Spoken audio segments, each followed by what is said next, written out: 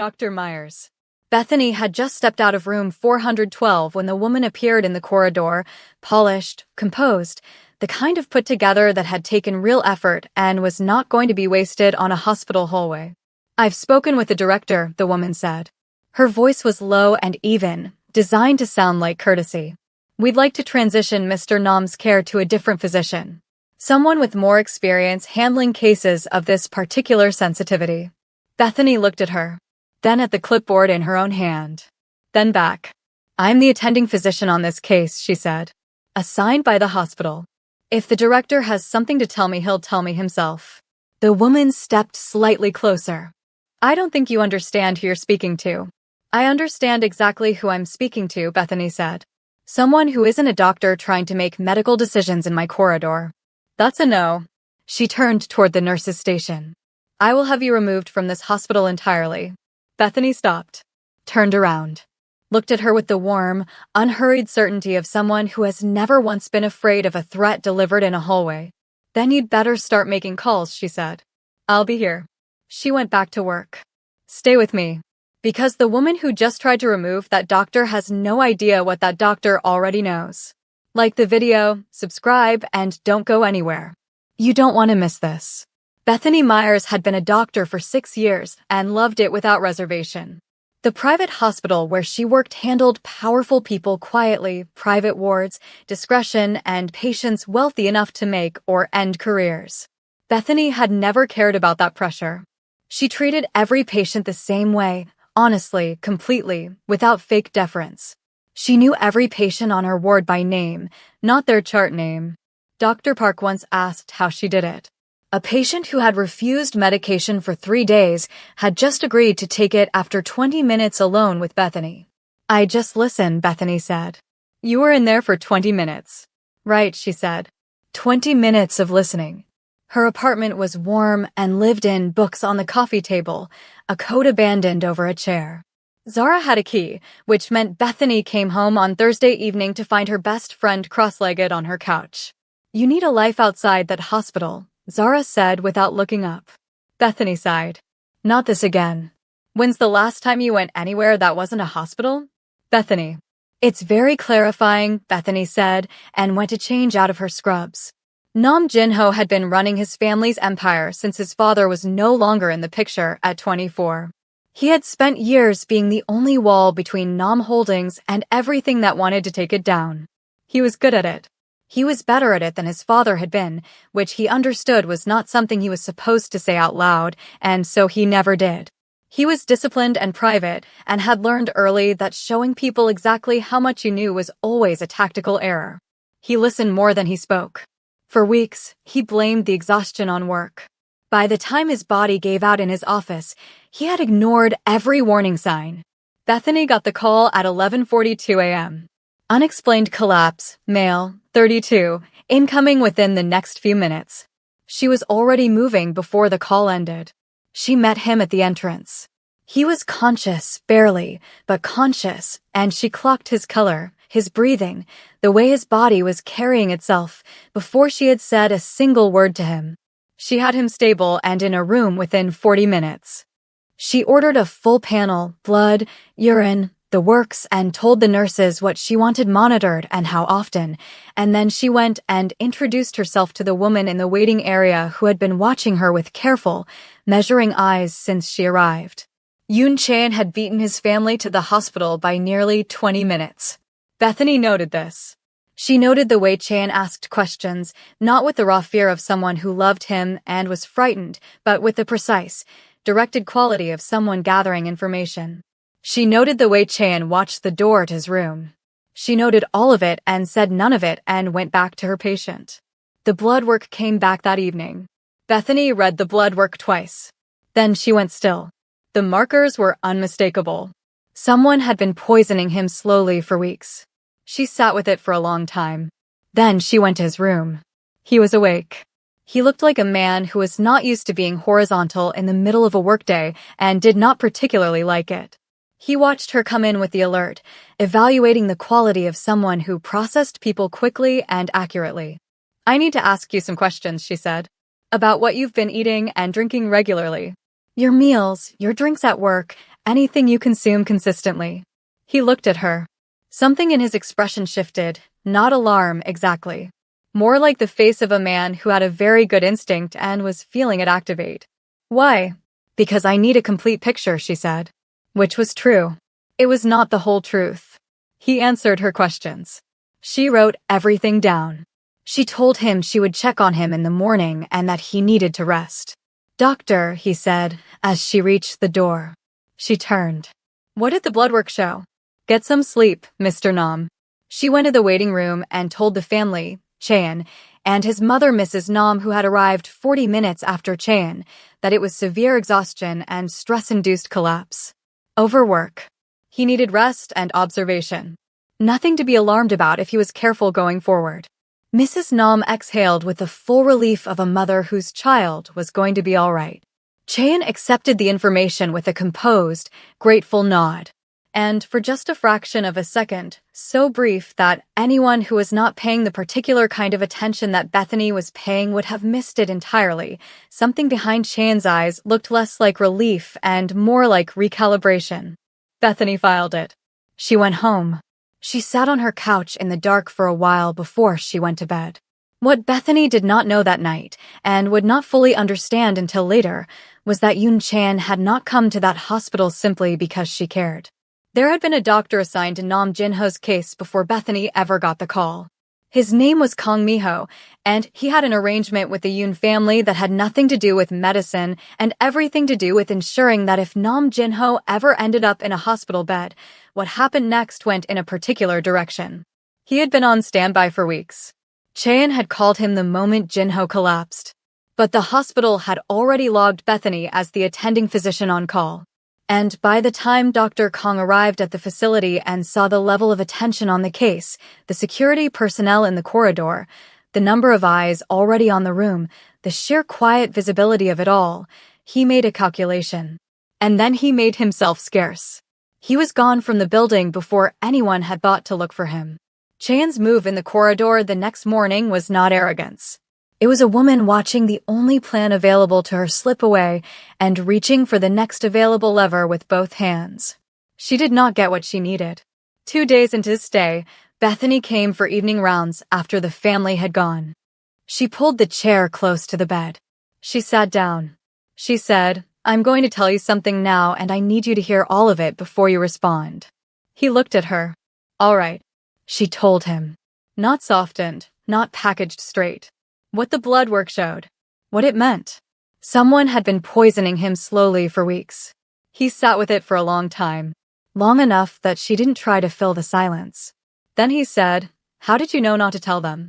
I wasn't sure who was in that waiting room. Bethany said. He looked at her. And something changed in the way he was looking at her, not dramatically, just a small, specific shift. What do you need from me? He said. I need you to think carefully about everything you consume regularly. Your office, your home, anywhere you spend consistent time. I need to know who has access. She paused. And I need you to keep looking like a man who had a stress collapse and is recovering well. He was quiet again. Then you want whoever did this to think it didn't work. I want whoever did this to have no reason to panic or change anything while you figure out what you're dealing with. He nodded slowly. She stood and picked up her clipboard. Get some sleep. Dr. Myers, he said. She looked back. Thank you, he said. Not as a pleasantry. As a real thing. She nodded once and walked out. Discharge day arrived 4 days later. The family was there.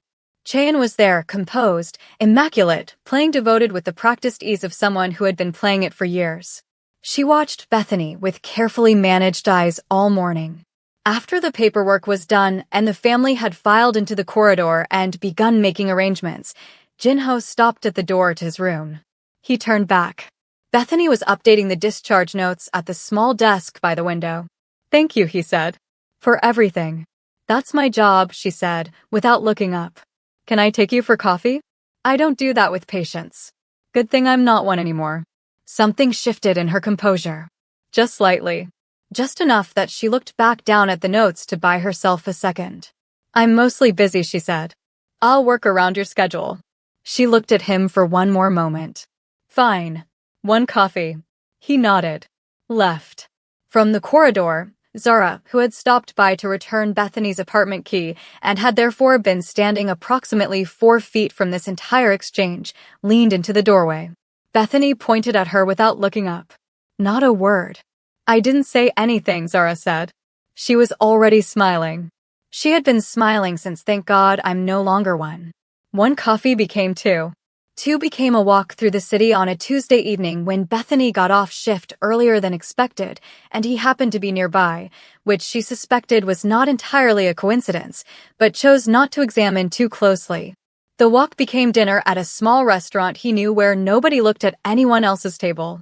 Neither of them named what was happening. Both of them were entirely aware of it. Chan knew within the week. She had people in his circle who kept her informed, not formally, just the ambient network of loyalty and obligation that surrounded a man like Jinho, full of people who understood that the woman he was engaged to was not someone whose interest in information should go unsatisfied. She knew about the coffee. She knew about the walk. She knew about the restaurant. She chose her moment carefully.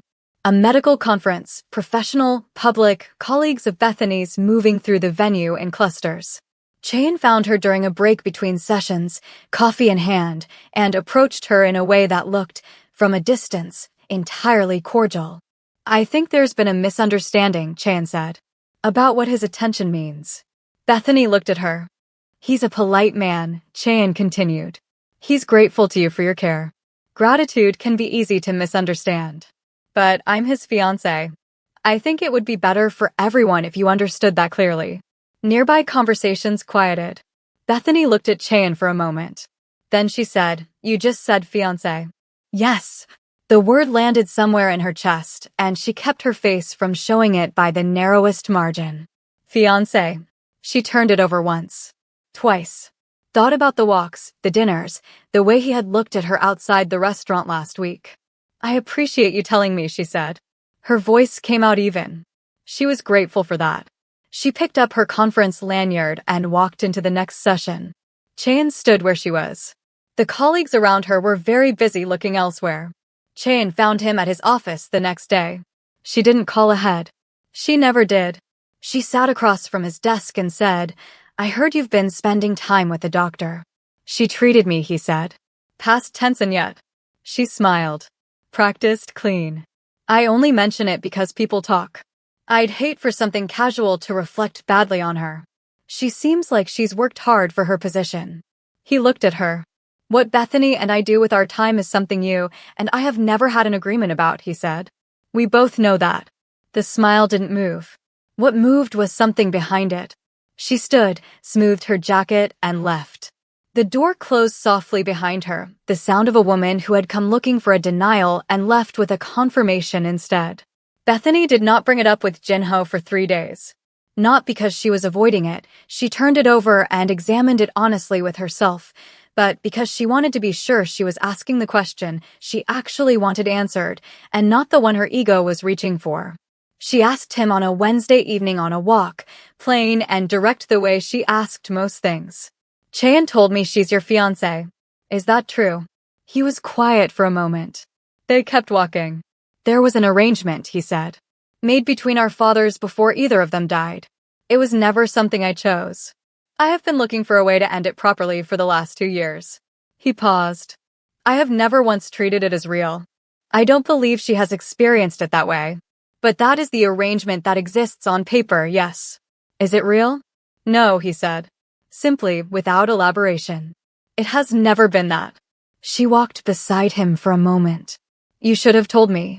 Yes, he said. I should have. I'm sorry. She nodded. The call from the hospital director came on a Friday morning. A formal complaint had been filed. A patient's family claiming misdiagnosis. Medical records submitted as evidence. She was being asked to respond to a review board within 14 days. Bethany pulled up the records they had sent. She read through them twice. The patient's name was familiar. She had treated him 8 months ago, a straightforward case, unremarkable outcome. But the notes in the record she was looking at were not hers. The records looked like her work from a distance. Up close, they weren't hers. Someone had built something that looked like her work from a distance. Close enough to file. Close enough to trigger a review. She called Zara. Someone fabricated medical records, she said. Zara was quiet for exactly 2 seconds. Who has access to hospital record systems and enough money to pay someone to use them? Bethany didn't answer. She was already thinking about a woman standing in a medical conference with the particular composure of someone who had lost a battle and was planning a war. She called Jinho. Told him everything. He listened without interrupting. Send me everything they sent you, he said. All of it. She did. His people started working. 3 weeks later, he invited her to dinner. Small, private, a restaurant he trusted completely. She arrived slightly early, checked her coat, and slipped to the restroom before he arrived. On her way back, she passed a curtained alcove near the back of the restaurant, semi-private, the kind of booth designed for conversations that didn't need witnesses. She heard Chan's voice. She stopped. The doctor is still in the picture, which is the problem. A pause. Listening. I know that. I know. But the original method didn't move fast enough, and now there's too much attention on him for anything direct. Mother needs to decide on a different approach. Another pause. Yes. Soon. It needs to be soon. Bethany stood there for 3 seconds. Then she walked to the table, sat down, smiled when Jinho arrived, and was completely, entirely, professionally normal for the entire dinner. She laughed at something he said. She asked him a question about a neighborhood she had been curious about and listened to his answer. In the car afterwards, she turned to him and said, I need to tell you what I heard. She gave it to him word for word. Every sentence. He listened to the whole thing without speaking. Then he said, quietly, her mother. The way he said it, like something clicking into place that had been loose for a long time. I had suspected Chan of the records, he said. I assumed she was acting alone. But Chan doesn't plan at that level. She doesn't have the patience for it. He was quiet. Her mother has always been in the background of this arrangement. I never looked at her directly because I never had a reason to. He paused. I have a reason now. He looked at Bethany. We set a trap. Over the next week, they built a trap. Jinho quietly let it spread that he was reconsidering the engagement and wanted a private meeting with Madame Yoon. She agreed almost immediately. She suggested a venue. He agreed to it.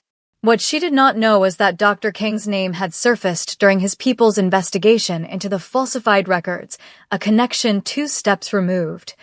A payment trail that his team had followed with the particular patience of people who were very good at following things. They knew Kong existed. They knew his name. They did not yet know everything, but they knew enough to know he was significant. For the trap, they found him. They found Dr. Kong quickly. Terrified and exhausted, he confessed everything. He signed what they put in front of him. Then they sent him back wearing a wire. Madame Yoon received him in a private room. She was composed. She was always composed, and she listened to his apology with the stillness of a woman who had been managing unreliable pieces for a long time. Then she spoke. She spoke about the plan with the careful precision of someone who believed they were among allies. She spoke about what they needed to happen now. She referenced the poisoning in terms that were unambiguous. She referenced Jinho's management, the word she used, manageable, as though it were simply a logistical consideration. She was thorough, because she was always thorough, and thoroughness in that room on that evening was the thing that destroyed her. Jinho had the full recording by nightfall. He called them to the Nam family home 2 days later. His mother was already there. He had told her only that there was something she needed to hear, and she had come. Bethany was not in the room. He had not asked her to be.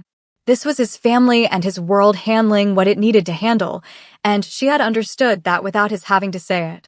He laid it out on the table. The toxicology report, the real one, the one Bethany had found and documented and kept. Dr. Kong. The falsified medical records. The recording. He went through it methodically, the way he went through everything. He laid out the evidence calmly. Chan went completely still partway through. She was still by the time he finished. The particular stillness of someone who has run out of counters. Madame Yoon's composure lasted 4 seconds longer. He had expected that. Mrs. Nam sat across the room and did not speak. She listened to every word. She looked at the woman she had welcomed into the orbit of her family out of respect for an agreement her husband had made, and she sat with the full weight of what that welcome had enabled. When he finished, she still did not speak. But something in her face broke, quietly, completely, with the kind of grief that doesn't require a sound. She was going to kill me, Jinho said. He said it to his mother. Not with anger. With the flat, careful honesty of someone stating a fact they needed said aloud. And you were going to hand her the keys. Mrs. Nam closed her eyes. Chaeyoung and Madame Yoon did not leave quietly. Chaeyoung left quietly. She was her mother's daughter in that one way at least. Madame Yoon said several things on her way out that were noted and added to the file. They were handed to the authorities with the complete documentation, the poisoning, the falsified records, Dr. Kang's testimony, the recording. It was not a small consequence. Madame Yoon had built carefully and patiently for 5 years, and the structure was thorough, which meant the charges were thorough. Dr. Kang cooperated fully. His cooperation was the reason his consequences were the least severe of the three. He understood this and was grateful in the desperate, exhausted way of a man who had spent weeks waiting for a knock on the door. Mrs. Nam came to the hospital on a Thursday afternoon. Not to the ward. To Bethany's office. She sat down across from her, silver-streaked hair, formal posture, the bearing of a woman who had spent a lifetime composing herself for rooms, and she said, "You saved my son." Twice. Once in that room when you found what you found, and once by being the kind of person who understood what to do with it. She paused. I owe you an apology for what Chaeyoung did to you in this building. The record complaint. The corridor. I should have seen what was behind her behavior. I didn't look. Bethany sat with this for a moment. You trusted the wrong people, she said. That's not the same as being wrong yourself. Mrs. Nam looked at her for a long, quiet moment. He's going to ask you something, she said. Say yes. Bethany looked at her. You don't know what he's going to ask. I know my son, Mrs. Nam said. Jinho found her outside the hospital that evening, in the particular quiet that settled over the city at that hour, the street noise reduced to a low background hum, the air cool. The weight of the last several weeks sitting between them like something that had finally been set down. It's over, he said. I know, she said. He stood next to her. Not in front of her, performing the moment. Next to her, the way he'd learned she preferred people, beside her, not at her. I've been trying to end the engagement for 2 years, he said. I wanted you to know that. It was never real for me. It was an obligation I was trying to honor until I could find an honorable way out of it. He paused. I had no idea what was underneath it. I should have looked harder. I know that. Bethany was quiet for a moment. You collapsed in my hospital, and I had to hide a poisoning diagnosis from your family for days, and your almost fiancé tried to end my career, and we had to run an undercover operation using a frightened doctor as bait. She looked at him. This is a very unusual way to meet someone. Is that a no? I didn't say that. He looked at her.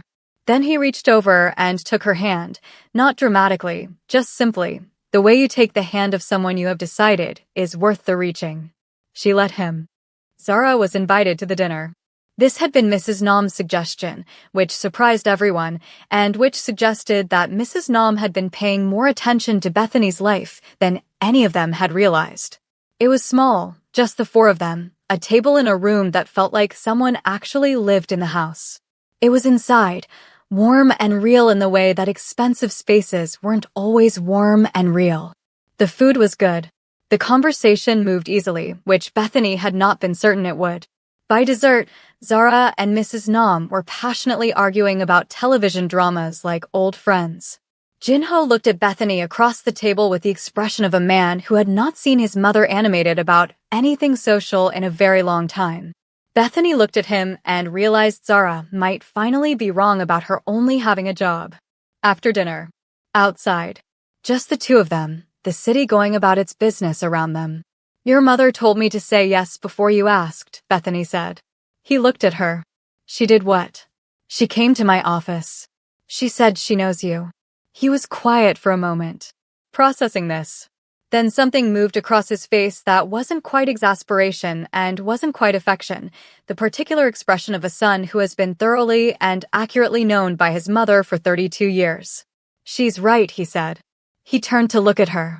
All of it behind them now, the hospital room, the corridor, the coffee, the conference, the overheard phone call, the recording, the long careful work of unraveling what had been built against him, all of it arrived at this pavement, at this evening, at this.